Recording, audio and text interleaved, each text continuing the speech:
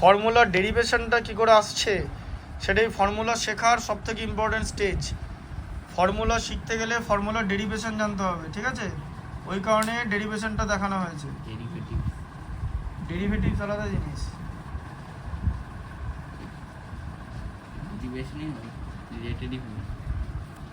হ্যাঁ, ওটা তখন পড়ানো হবে তো, তার জন্য তো আগে সায়েন্স নিতে হবে তো। ক্লাস 10 থাকে না ডেরিভেটিভ? না, ডেরিভেটিভ সব কিছুরই হয়। ডেরিভেটিভ তো শুধু যেটা ওয়ার্ডেরও ডেরিভেটিভ হয়, Latin derivative, French derivative. Derivative মানে হচ্ছে কোথা থেকে এসেছে, উদ্ভব। এই যে বললাম না ফর্মুলাটা কোথা থেকে এসেছে, তোমাকে ওই জন্য লেফট হ্যান্ড সাইড আর রাইট হ্যান্ড সাইড মিলিয়ে দেখালাম তো। লেফট হ্যান্ড সাইড আর রাইট হ্যান্ড সাইড যদি সেম হয়ে যায় দেন আমরা ওটাকে কি বলে, আইডেন্টিটি বলি, ঠিক আছে? ডেরিভেটিভস আর ক্যালকুলাসে পার্ট। ডেরিভেটিভ বলে, ডেরিভেটিভ কথাটা তো একটা ইংলিশ ওয়ার্ড। ধরো একটা ওয়ার্ড আছে, ওয়ার্ড, তার ল্যাটিন ডেরিভেটিভ হয়, ফ্রেঞ্চ ডেরিভেটিভ হয়, বেঙ্গলি ডেরিভেটিভ হয়। চ্যাপ্টারের নাম কি হয়? Differential calculus.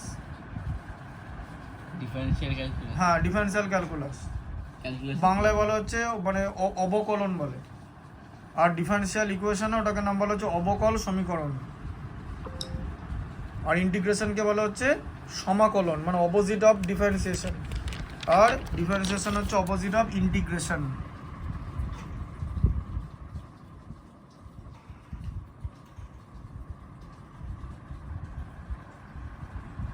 যখন ইংলিশ কি পড়বে, ইংলিশ একটা ল্যাঙ্গুয়েজ, জানো তো, সাবজেক্ট না।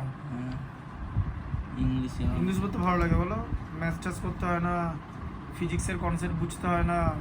ফিজিক্সের কনসেপ্ট বুঝতে তো ভালোই লাগে, ম্যাথ তো করতে ভালোই লাগে। অথচ ম্যাথস আর ফিজিক্সই ভালো, বেশি বেশি লিখতে হয় না। হ্যাঁ, হিস্ট্রিতে কতটা লিখতে হয় জানো তো? যারা গ্র্যাজুয়েশন মাস্টার্স লেভেলে পড়ে ওদের মাথা খারাপ হয়ে যায়। পড়ে কি করে? টোটাল 8 পাতা 9 পাতা লিখতে হয় 20 মার্কসের জন্য। 20 মার্কসের জন্য? 20 দিয়ে 20 দিয়ে ভাগ হচ্ছে 10।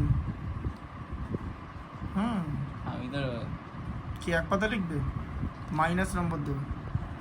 আমি তো ইউনিট এক্সামে 2 থেকে 3 পাতায় লিখি হিস্ট্রিতে, তাতে 18 পেয়ে যায়।